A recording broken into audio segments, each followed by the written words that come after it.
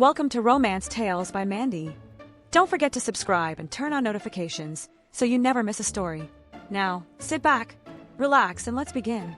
I never expected my life to change the moment I stepped into that cold, intimidating building with Mars Industries stamped in silver across the glass doors. Most people would have turned back. The security at the front desk didn't smile. The elevator moved too fast. The hallways were lined with silence, as if even the walls held their breath. But I didn't flinch. Not when I was used to fighting for space in a world that never handed anything to me. I was here because I was chosen for a new art therapy initiative through the Mars Foundation, a program meant to help at-risk youth channel their trauma through creation. Funded by one of the most powerful, mysterious men in the country, Vincent Mars. You hear his name and you hear stories. Cold as ice, unreachable. Once the darling of the corporate world, now more myth than man. But what intrigued me most wasn't the scandal that nearly burned his empire down. It was the fact that no one really knew who he was anymore.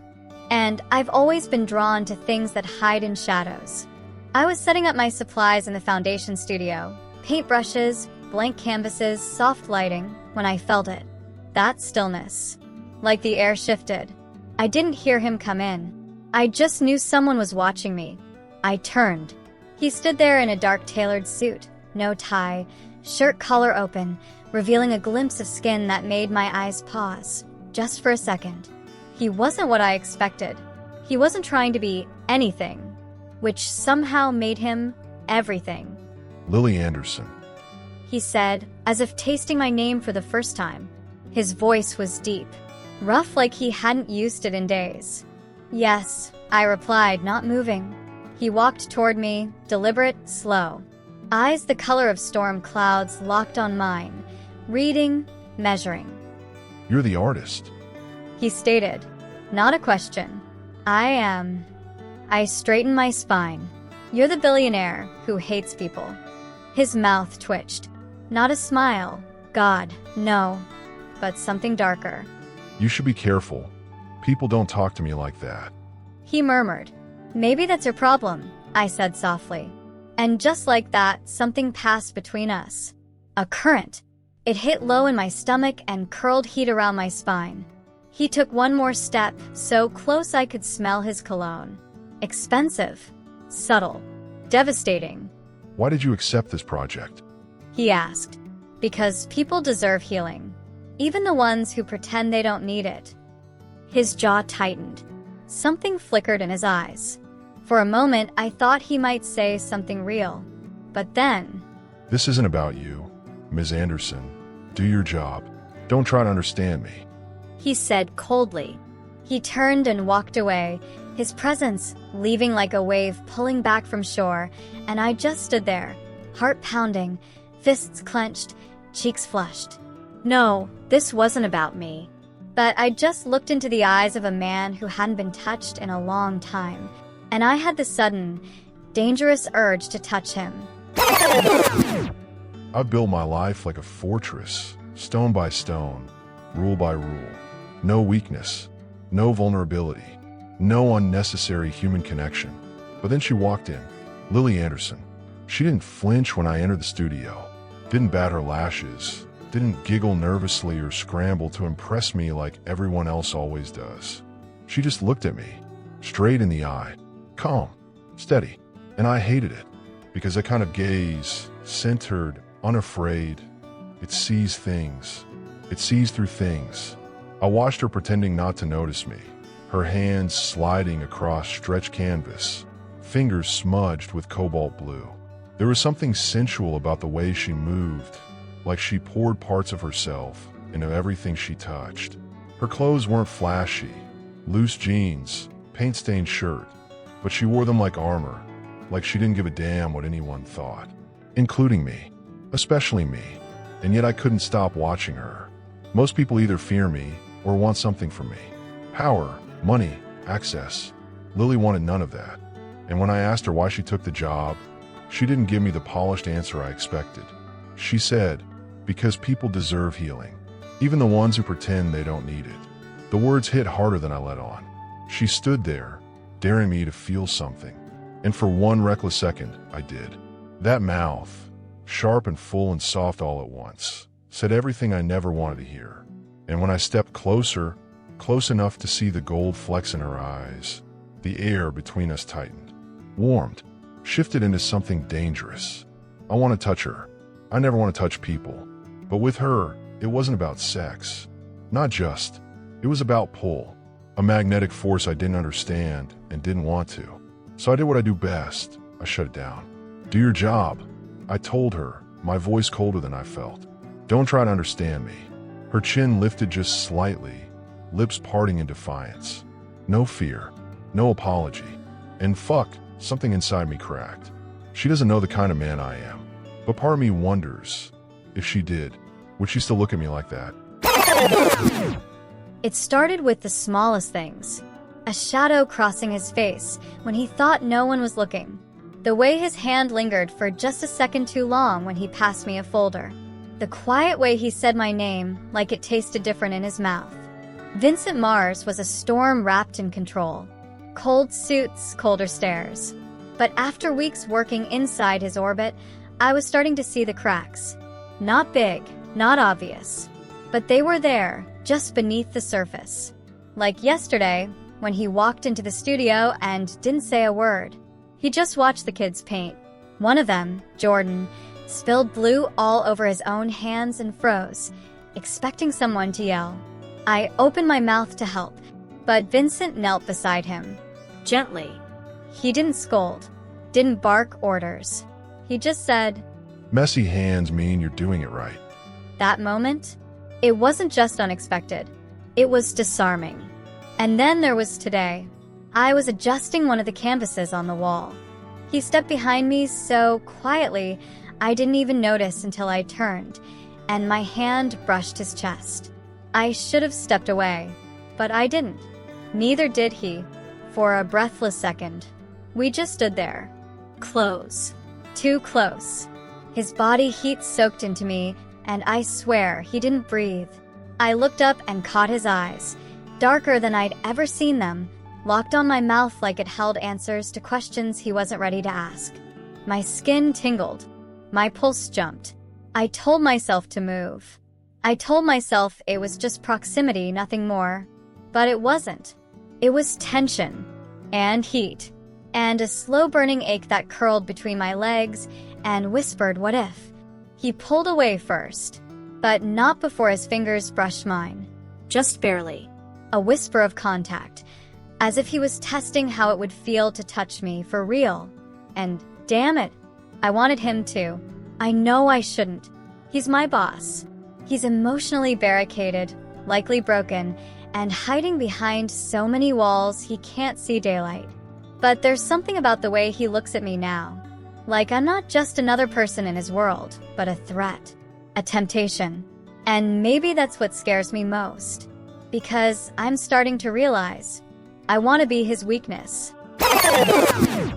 Even with the never-ending weight of Mars Industries on my back, deadlines, board meetings, numbers that never sleep, I found myself carving out time for her.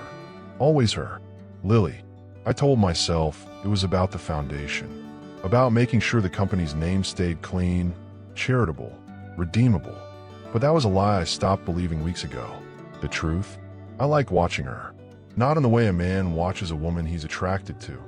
Though God knows that was part of it. No, this was different. Deeper. I liked watching her be. With the kids, barefoot sometimes, laughing, coaxing colors out of chaos. She was life in its rawest, most beautiful form. Nothing about her was curated. She didn't fake smiles, didn't shrink in my presence. She didn't perform for me the way others did.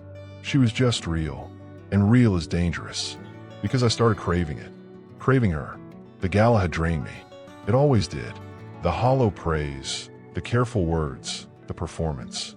But tonight it hit differently. She was wearing red, not the bright, playful kind.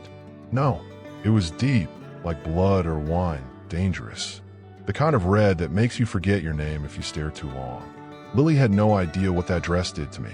Or maybe she did. Maybe that was the problem. The gala was a blur of handshakes, fake smiles, shallow conversations. But my eyes kept drifting, across the ballroom, through the crowd, back to her. She wasn't there to impress anyone, yet she was the only one I couldn't stop watching. And she noticed. She always does. She caught me looking once, maybe twice, and held my gaze like a challenge, like she knew exactly what she was doing to me. I excused myself before I did something reckless, like cross the room and kiss her in front of every donor, every board member, every goddamn person who expected me to keep my walls up. But fate has a twisted sense of humor. The terrace was supposed to be empty. I needed air, space, distance. Instead, I found her, alone, leaning against the railing, moonlight catching on her hair. She didn't speak when I stepped outside, didn't move, just turned her head slowly, eyes dragging over me like she could feel the storm building under my skin. Running from something? She asked, voice soft but sure. Yes, you. Not anymore, I said. The silence between us stretched, thick with all the things we weren't saying. And then she stepped closer, just a little, but enough. I'm not afraid of you, Vincent. God help me. I knew that. That's what terrified me. She stood there, chest rising and falling too fast, lips parted just slightly. She didn't pull away when I reached out, when my fingers touched her jaw. And then, fuck it, I kissed her. It wasn't gentle. It wasn't sweet. It was raw, unfiltered. All the restraint I'd been clinging to, gone in a single heartbeat. My hands tangled in her hair, her body pressed against mine, and her mouth open for me like she'd been waiting for this. She tasted like wine and defiance. Her nails scraped lightly down my chest, a soft sound slipping from her throat that made something primal snap inside me. I wanted more. I needed more. But just as fast as I lost control, I took it back. I pulled away. I saw the confusion in her eyes, the hurt she tried to hide. And then I did what I do best. I disappeared, because I'm not the man who gets to kiss a woman like Lily and stay. I'm the one who ruins things. And this, she, is the one thing I can't afford to ruin. He's gone. Not just in the physical sense.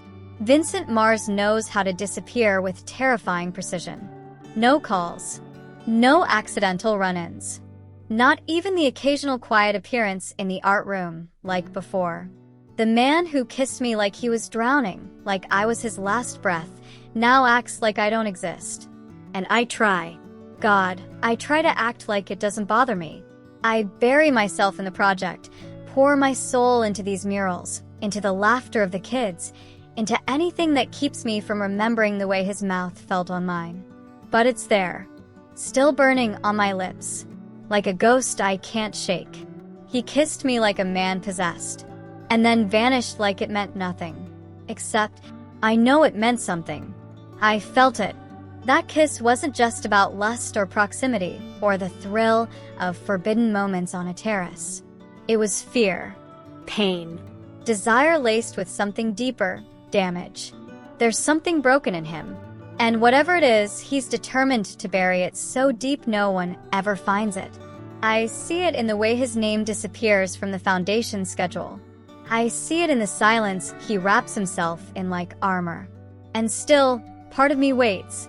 Stupid, stubborn, hopeful me. I wait, because I've seen glimpses of the man behind the walls. The one who softened when he watched a little girl paint with her fingers. The one who lingered in the doorway, watching me laugh. The one who kissed me like he hadn't felt anything real in years. And I miss him. Even if he's made it clear he wants nothing to do with me now. Even if his silence cuts deeper than 1,000 cruel words. Because when you touch a man's soul, you don't just forget. And no matter how hard I try, I can't stop wondering what it would take to make him let me in again. Some nights, the past crawls into bed with me. It doesn't knock. It doesn't ask. It just slides under my skin like a cold knife. Tonight is one of those nights. The whiskey doesn't help. Neither does the silence. Because silence is where her voice lives. Elena, my ex-fiancée, the woman I would have bled for. The woman who sold me out like I was just another pawn on her board. She wore diamonds like lies. sharp, glittering, dangerous. And I was too damn blind to see the way she positioned every piece until it was too late. It wasn't just betrayal. It was calculated, vicious, the kind of thing you don't come back from. One leaked email, one twisted headline. Suddenly, I was the villain, the corrupt CEO, the man who'd stolen from his own company for personal gain, all while she stood in front of flashing cameras, crying on cue, playing the innocent. Play me. I didn't go to prison, but the court of public opinion doesn't care about evidence. And the worst part, I let her do it, because I loved her, because I never saw it coming. And that's when I learned, love isn't just dangerous, it's lethal. So I shut the doors to my life, my heart, my name. I turned Mars Industries into a fortress, and I became its ghost. No more trust, no more softness, no more weakness. Then she came, Lily, with her quiet strength, with her goddamn compassion, with that fire in her eyes that tells me she sees more than I want her to. And it terrifies me, because I kissed her, and for one damn second, I forgot what it felt like to drown in betrayal. But the past doesn't loosen its grip just because you want to breathe. And I don't know how to breathe without drowning anymore. The last person I expected to see in the art room tonight was him. But there he was, standing in the doorway, silent, like a shadow that had taken human form. Vincent Mars, wearing a storm in his eyes and a question on his lips. I didn't speak. Not at first. I let the silence stretch between us, thick with everything we hadn't said since that kiss. Since he pulled away. Since he disappeared. You shouldn't be here, I said finally, turning back to the canvas. My brush moved even though my heart was still. He didn't leave. Instead, I felt him step inside. One slow step, then another.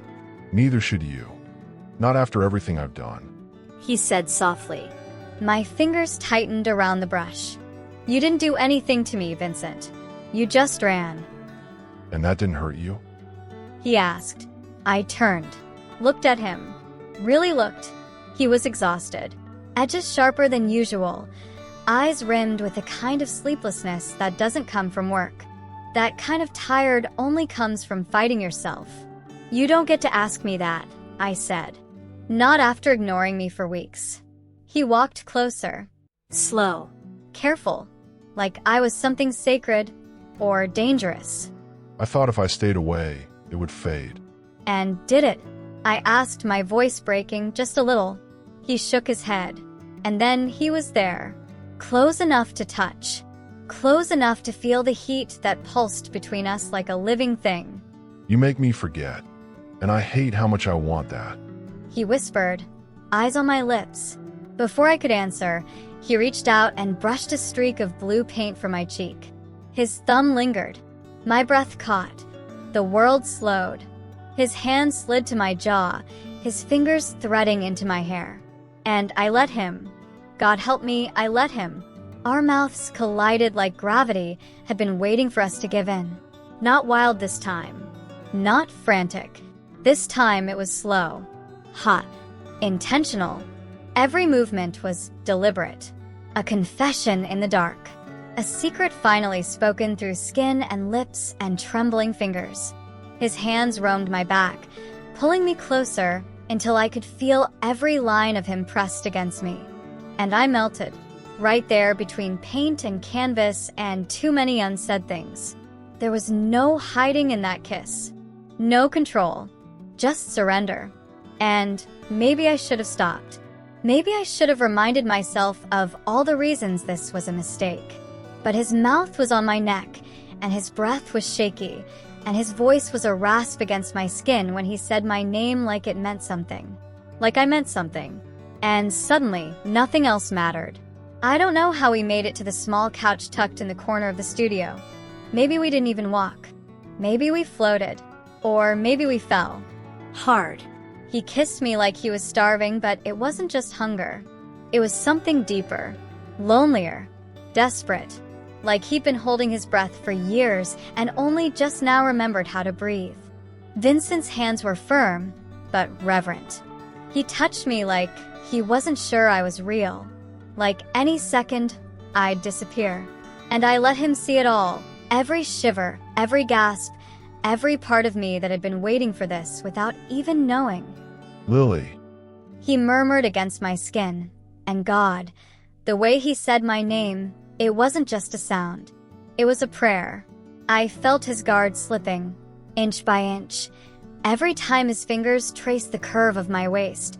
Every time his lips found a new place to worship. And it terrified me how much I wanted him to fall. Because I was already falling. When he finally pulled back, it wasn't because he wanted to. It was because he had to. I saw it all over his face. Panic, lust, guilt, longing. A war fought behind those stormy eyes. I sat up, heart racing, skin still humming from his touch. He stood a few steps away, running a hand through his hair, breathing hard like he'd just come out of deep water. He didn't look at me. I shouldn't have come here. This was a mistake. He said, voice hoarse. My throat tightened. Then why does it feel like the only thing that's made sense in a long time? That made him look at me. And what I saw in his eyes wasn't cold. It wasn't cruel. It was fear. Fear of me. Of this. Of feeling. He didn't answer. Just turned and walked out. Again. Like the air between us hadn't just caught fire. I sat there for a long time, surrounded by brushes and silence, and the echo of his mouth on mine. Wondering if I was brave enough to reach for something broken, or if he'd already decided we were better left unfinished. I still taste her. Days later, I wake with the ghost of her breath on my skin, and I hate it. No, I crave it, and that's worse. I've had women before. Gorgeous, polished, convenient. They came into my world knowing exactly who I was and what they wanted from me. Money, power, access. They were predictable, transactional. But Lily's chaos wrapped in calm. She laughs like the world hasn't crushed her yet, but she looks at me like she knows. Like she sees past the reputation, past the arrogance, into the rot I've tried to bury under suits and silence. I can't stop thinking about the way she looked at me in that studio. Paint on her fingers, her blouse half undone, her lips swollen from my kiss, not from fear or manipulation, but from wanting. She didn't try to fix me. She didn't ask for a damn thing. And maybe that's why I can't stop coming back. I told myself it was a one-time slip. That touching her was just about lust. But lust doesn't ache in your chest. Lust doesn't make you wonder if she's eaten, or how her day went, or whether her laugh was real when you heard it down the hall. It's more than heat. It's more than the way her body fits into mine like we were carved for each other. It's the way she listens. The way she holds a child's hand like it's sacred. The way she challenges me without raising her voice. It's tenderness. And God help me, I don't know what the hell to do with tenderness. Because the last time I let someone close, I was left in the ashes of a ruined name, betrayed by the one person I trusted. My ex-fiancée didn't just lie. She set the fire and walked away with a smile. So no, I don't believe in love. Not anymore. But Lily is making me believe in something. Something dangerous. Something I can't control. She's breaking down walls I swore would never fall. And if I let her in, I'm not sure if there will be anything left of me when she's done. I think I'm falling for him. God, I wish I wasn't. It's in the way my chest tightens every time I hear his voice behind me, low, unreadable, always laced with something unsaid. It's in the way my skin hums when his eyes meet mine from across the hall, even when his jaw is tight and his posture screams, "Stay away." And it's in the way he disappears. Every time we get close, every time there's a moment, raw, real, electric, he pulls back like I burned him. And maybe I did.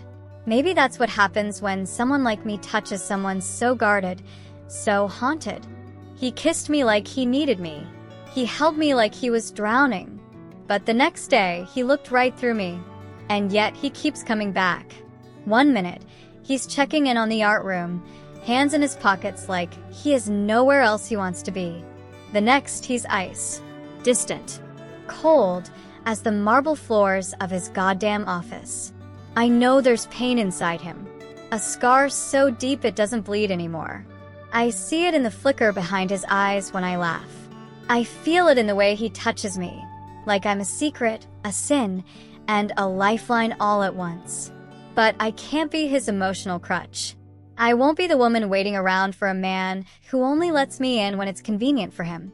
So today, when he brushed past me in the hallway, close enough for his shoulder to graze mine, I didn't stop walking, even when everything in me screamed to turn around. Because here's the truth. I want him, every difficult, damaged, beautiful part of him. But I won't chase someone who keeps running. If he wants me, he's going to have to fight his demons and come find me. It had been days since she last looked me in the eye. Days of quiet glances that slid right past me, of polite nods that felt like knives. Lily was ignoring me, and it was driving me insane. At first, I told myself I didn't care. I buried myself in work, in meetings I didn't need to attend, in numbers and projections, and anything that wasn't her. But the silence grew loud, her absence heavier than any presence I'd ever known. She was already halfway out the door when I opened my mouth. I should have stayed silent, should have let her go and hated myself in peace. But fear has a voice, and tonight, it sounded a hell of a lot like mine. "You played this well, Lily," I said coldly. "A charity project? Children? That's a brilliant way to get close to a man with a ruined reputation and a very large checkbook." She froze, slowly, achingly, like the words hit her spine before they reached her heart. She turned to face me, brows furrowed, lips parting just slightly, and God, the look in her eyes nearly fucking leveled me. Not anger, not guilt, hurt, deep and raw and pure. I'm not her. I never was. But I'd already gone too far. I couldn't stop myself now. If I stopped, I'd fall. And if I fell, I'd never get back up. Everyone has a price, Lily. I was stupid to think you didn't. She flinched, as if I'd slapped her. The silence that followed was brutal. The kind that makes you aware of your own heartbeat. The kind that echoes. She didn't yell, didn't fight. She just looked at me with the kind of sadness that makes you want to destroy yourself before the guilt does it for you. And then she walked away. I stood there, fists clenched, breathing hard like I just won a battle I never wanted to fight. Because the truth was, she was getting too close. She was making me feel again, and that terrified me more than anything my past could ever do. I've lived behind walls so high that even I forgot what was on the other side. But Lily climbed them like they were nothing, with a fucking smile, with her heart in her hands. And what did I do? I shove her off the top, because if I'm going to be destroyed again, better that I light the match myself. I didn't cry when I packed my brushes. I didn't cry when I walked out of the foundation, or when the children hugged me goodbye with confused, pleading eyes. But I cried in the cab. I cried like my lungs had turned to glass, and every breath sliced through me. The accusation echoed in my ears, over and over again. You were just like the others. He had said it with fire in his eyes, with venom on his tongue, like I had betrayed him, like I had played him.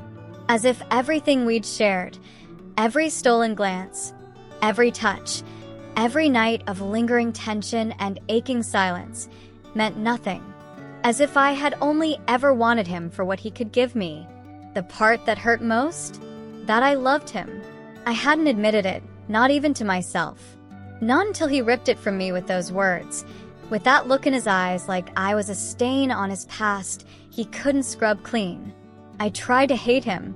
I tried to think about the humiliation, about the cold way he turned on me. But even then, when I closed my eyes, I didn't see the monster he thought he was. I saw the man who knelt beside a little boy's painting and smiled when he thought no one was watching. I saw the man who touched me like he was afraid I might disappear if he breathed too hard.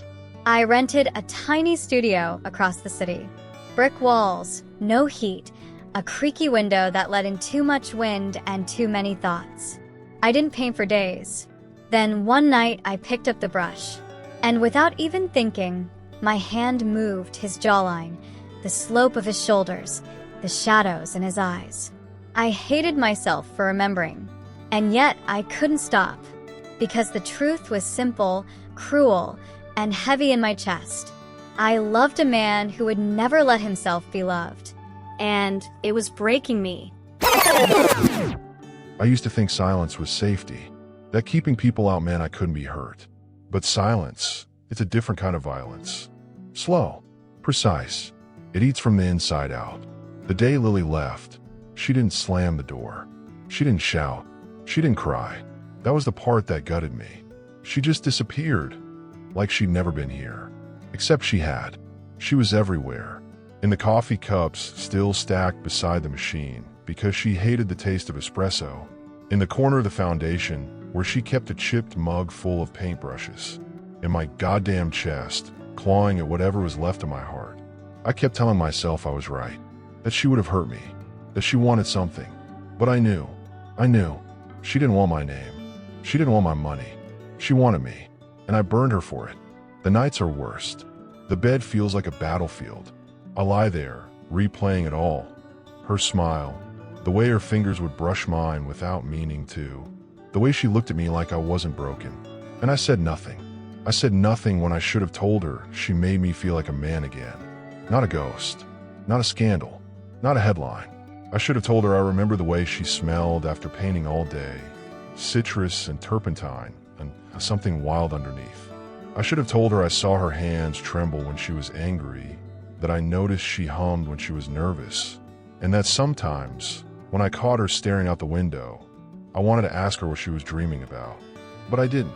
Instead, I accused her, pushed her away, and now, I'm alone again. Only this time, I don't feel strong for it. I feel fucking empty. And the worst part, I think I love her, and I never told her.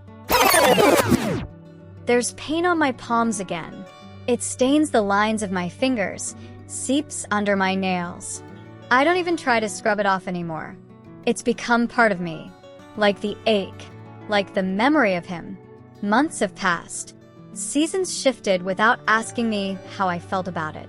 And somehow I kept breathing. Somehow I kept creating.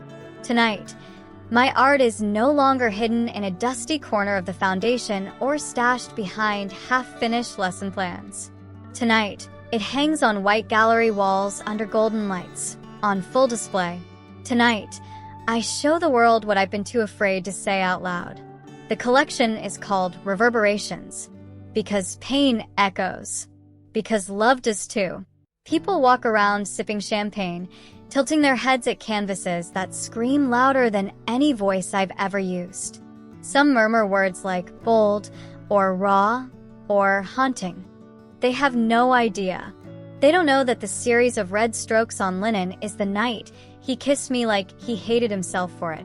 That the charcoal piece, hands reaching for something they'll never touch, is the silence that came after. That the centerpiece, the one I almost didn't hang, is a portrait. His silhouette, back turned, fading into black. And still, I search for him in the crowd. Like an idiot. Even after all these months, my heart betrays me. Every tall man in a tailored suit makes my stomach twist. Every deep voice behind me forces my breath to hitch. He's not here. Of course he's not. This chapter is mine. He doesn't belong in it. And yet, he's in every brushstroke, every color, every broken line. When the last guest leaves and the lights dim to a soft hush, I stand alone in front of the painting that cost me the most to finish. Him. I trace the edges with my eyes, not my fingers. That would hurt too much. He's just paint now. Paint and memory. But God, he was once everything. And maybe, deep down, a part of me still hopes he'll walk through that door. Just once. Just enough to tell me I wasn't the only one who felt it. I shouldn't be here. Every cell in my body knows that. But here I am, standing in the back of a dimly lit gallery, wearing a tailored suit I haven't worn since the last time I tried to impress someone I lost. My heart's beating like it's trying to outrun something. I told myself I wouldn't come, that this wasn't my world anymore. But her name on the invitation did something to me. Lily Anderson. An exhibition of pain and triumph, it said. But all I read was, She survived you. And I had to see what that looked like. People don't recognize me. That's intentional. I keep to the shadows. I don't belong in her light. Not anymore. But I move through the room, pretending I'm just another guest with a glass of champagne and a polite nod for the art. Except, nothing about this art is polite. Her pain is everywhere. Her fire, her softness, her fury.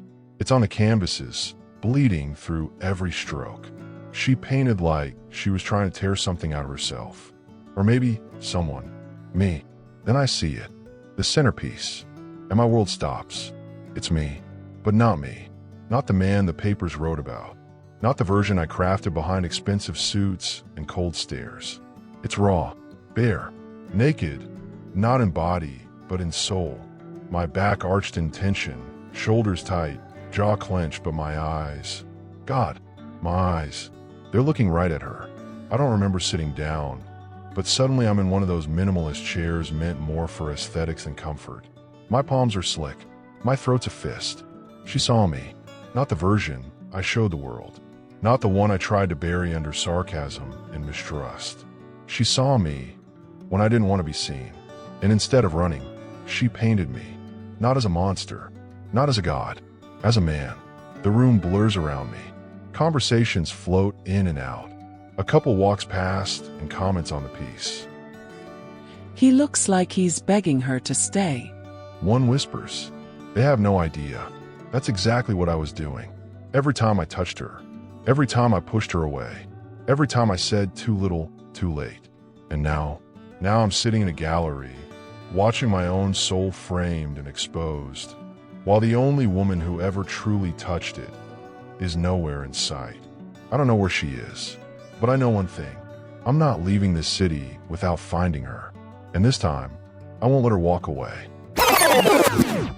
The last day of her exhibition, I stood outside the gallery for 12 minutes, watched the late afternoon sun bleeding against the glass, watched people walking smiling, holding hands, talking about art like it wasn't carved from someone's veins. And then I walked in. I don't care that the room is full, that cameras are snapping, that patrons pause mid-sentence when they recognize me. The fall from grace billionaire, reclusive and rumored half-mad. I don't care, because all I see is her. Lily, across the gallery, her back to me, that silken waterfall of hair I used to grip while kissing her like she was oxygen. She's speaking to a journalist, smiling, tight and professional, but her fingers are fidgeting with the hem of her dress. That's how I know she's not okay. She hasn't been okay, not since I tore her apart. I don't wait for the crowd to thin. I don't pull her aside or ask for privacy. I step into the silence. Lily, her name is hoarse in my throat. She turns, and when her eyes lock onto mine, it's like time folds. The room disappears. My knees almost give. She stares at me like I'm a ghost she hoped would stay dead. Can we talk? My voice is louder than I want. I see heads turning, people pretending not to listen. She hesitates. Her jaw tightens, but she nods. We step into a quiet corner, only marginally more private, but I don't care. I didn't come here to hide. I don't expect you to forgive me. I began, heart pounding like it had something left to lose. I came to tell you the truth, the whole truth. She said nothing, but I could feel her watching me. Not the man in the suits or the name on the foundation wall. Me, my ex-fiancée. She didn't just betray me financially or emotionally. She broke me in a way I've never talked about to anyone. A pause. My chest tightened. I hadn't said this aloud in years. She was pregnant once. With my child. Lily's eyes widened. Her breath caught, but she didn't look away. She told me after the fact, calmly, like it was nothing. She'd ended it, quietly, legally, said a baby would have ruined her body, her career, our image. But really, she just didn't want a child. She wanted everything else, the wealth, the status, the press. And when she couldn't hold on to me with those things, she erased what was left of us. I swallowed hard, the memory burning through me. I blamed myself, and I stopped trusting anyone who got too close. I thought love was just another word for manipulation. Lily's arms were crossed, but her expression cracked. Her pain echoed mine in silence. And then you came, I said, stepping closer. And for the first time in years, someone looked at me and didn't ask what I could give. You just saw me, not the headlines. Me. And that scared the hell out of me. I took a breath, letting the weight fall off me piece by piece. I pushed you away, Lily, because I was afraid. Because the last time I let someone in, she gutted me and handed my reputation to the press like it was a goddamn appetizer. I thought I'd never trust anyone again, because if I let you in and you left too, I wouldn't survive it. So I did what I've always done. I destroyed it before it could destroy me.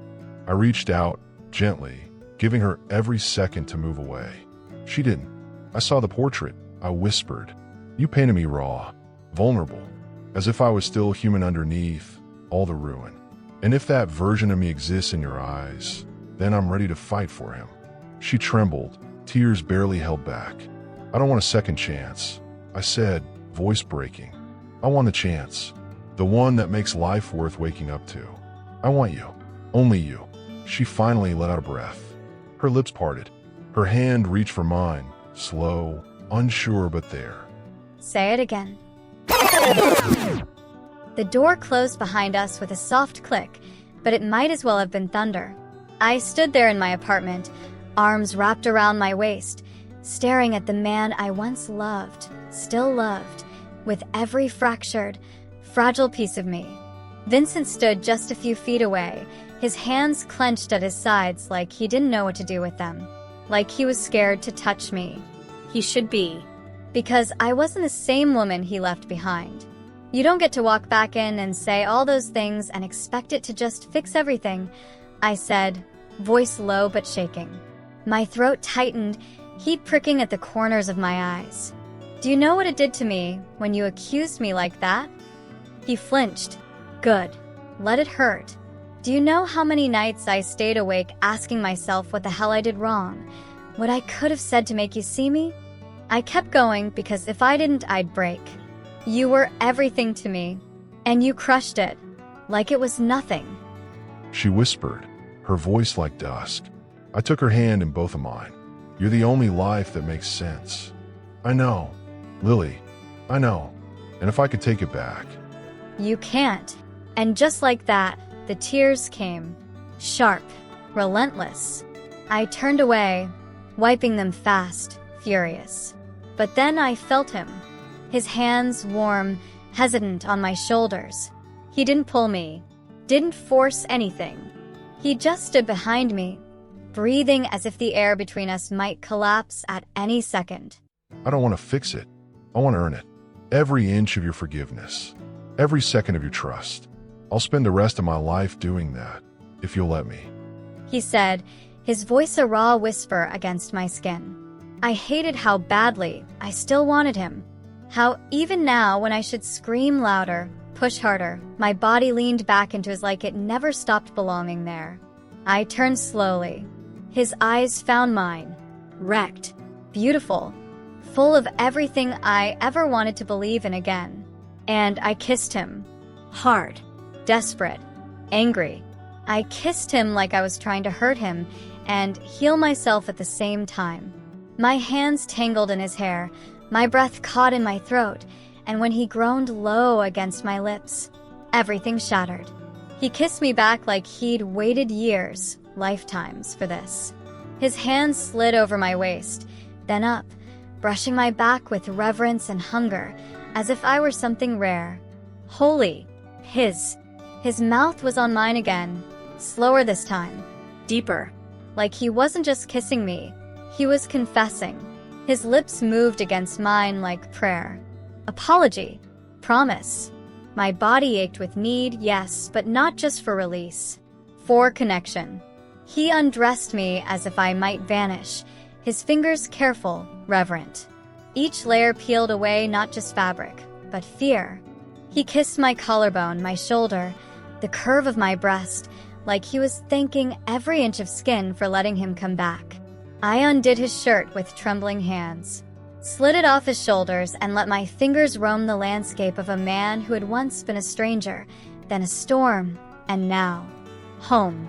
When we finally came together, there was no urgency, no rush to conquer or control, just that unbearable, beautiful slowness.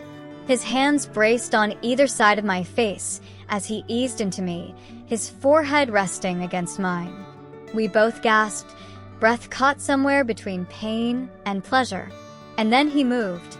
Long, deep strokes that felt like poetry written on the inside of my skin. His name left my lips in a whisper, a moan, A cry. He kept his eyes open, locked to mine, like he couldn't bear to look away, not even for a second. Like he needed to see me feel him. All of him. God, Lily, I missed you. He breathed, his voice shaking.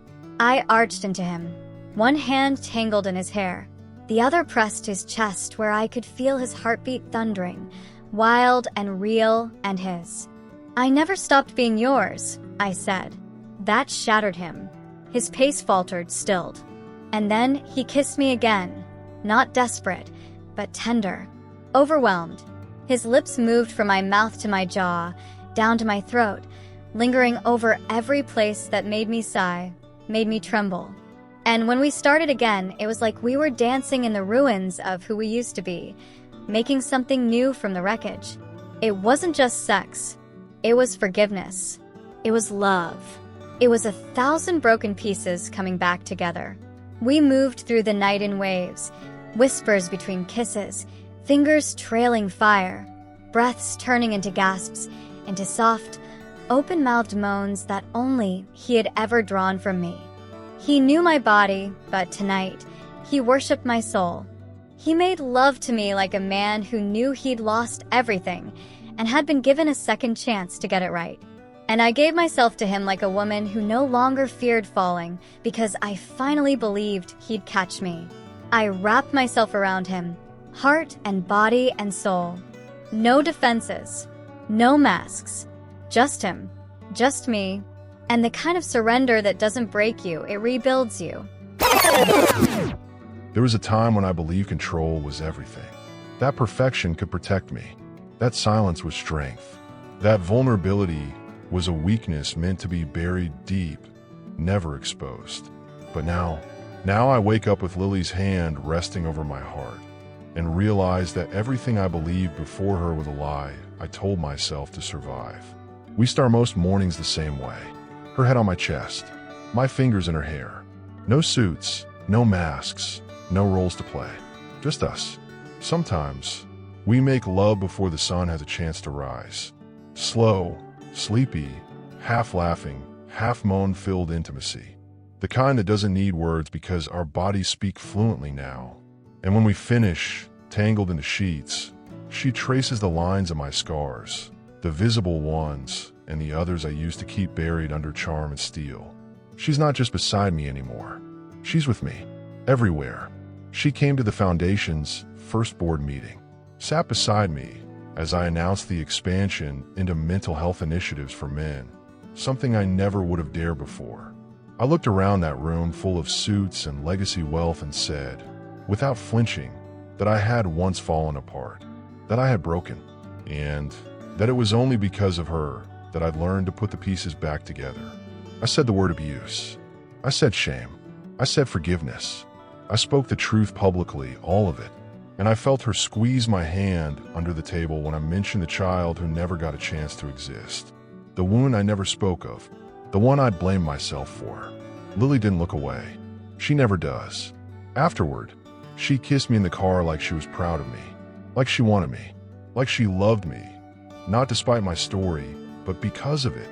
And God, I love her back with everything I am.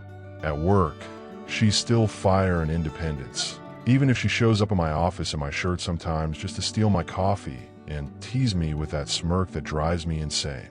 And when we argue, because we do, it's raw, honest, never cruel. There's no walking out now, just walking closer. The world still sees Vincent Mars as the polished CEO with a billion-dollar empire. But the people closest to me, they know I'm also the man who comes home early just to cook with her in bare feet, who kisses her neck while she paints, who reads her poetry I've never shown anyone. They know I've fallen in love so deeply it's changed the architecture of my soul. She doesn't fix me. She doesn't need to. She just sees me. And for the first time, I finally see myself too, Not as a weapon, not as a fortress, but as a man who can be soft and still be strong, who can be touched and not collapse. Because I have her, because we're building something real now. Not a fairy tale, not a fantasy, but a life. One breath, one morning, one kiss at a time. I didn't know rebirth could be soft. I thought it would come with fire, with breaking glass, with breathless screaming and clawed skin, a desperate shedding of everything that came before. But when it arrived, it came on a whisper. Warm light over cool canvas. Fingers stained with ochre and midnight blue. The slow ache of healing. The quiet rhythm of being loved every day.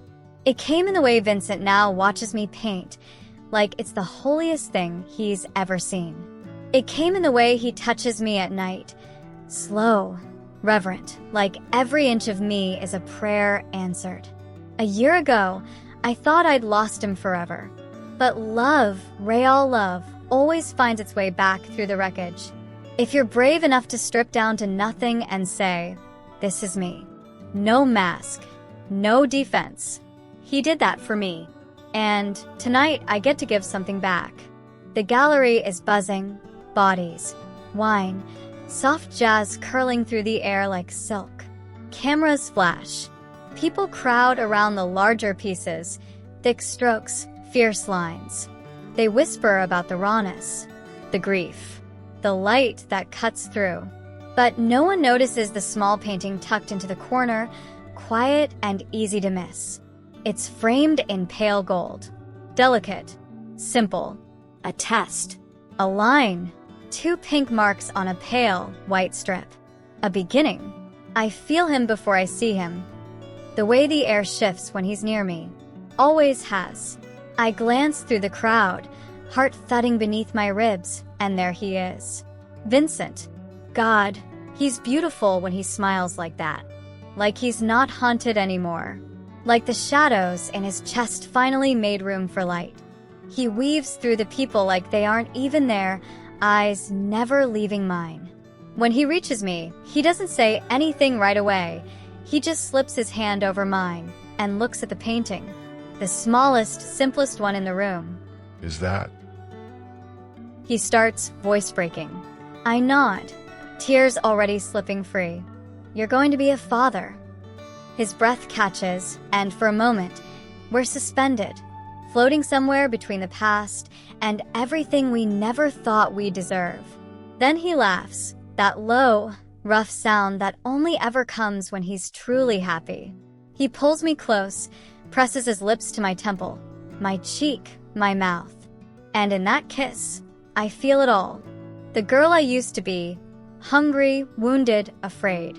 The man he was, powerful and lost, all at once. And now, this, us. Stronger, softer, still flawed, but whole, together. Because sometimes, love doesn't arrive with grand declarations. Sometimes it's just a painting in a corner, a quiet promise, a whispered always, and a brand new heartbeat just beginning to bloom. I've closed 1 million deals, signed contracts that shaped cities, stared down boardrooms full of wolves, and never blinked. I've held power in the palm of my hand and carved my name into stone. But nothing, prepared me for the moment her belly jumped beneath my palm. We were in bed, quiet night, rain against the windows like a slow jazz rhythm. Lily was reading, something with torn pages and soft poetry, and I was just watching her breathe. I do that more often now. Watch her, breathe her.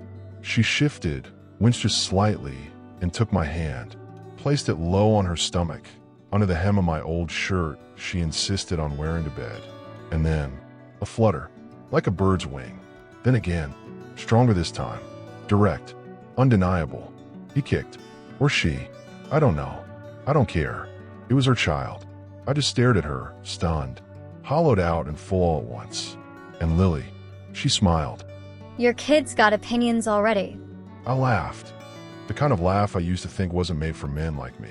Deep, unfiltered, honest. I felt it, I said. Jesus, Lil. I felt it. She reached up, thumb tracing my cheekbone, catching the tear I didn't realize had escaped. I don't cry. I've seen empires fall and didn't shed a damn tear. But a soft kick under my hand, the warmth of the woman who saved me wrapped in my arms, and the echo of a future I never thought I deserved, broke me wide open. This child isn't just a miracle. They're proof. Proof that pain doesn't get the final word. That love, real love, isn't perfect, but it fights. It rebuilds. It stays. Lily kissed me slow that night. No urgency. No need to prove anything. Just us. Hearts wide open. No masks. No fear. And as I fell asleep, my hand still cradling her belly, I whispered the only thing I knew for sure. This is my forever. And for the first time, I believed it.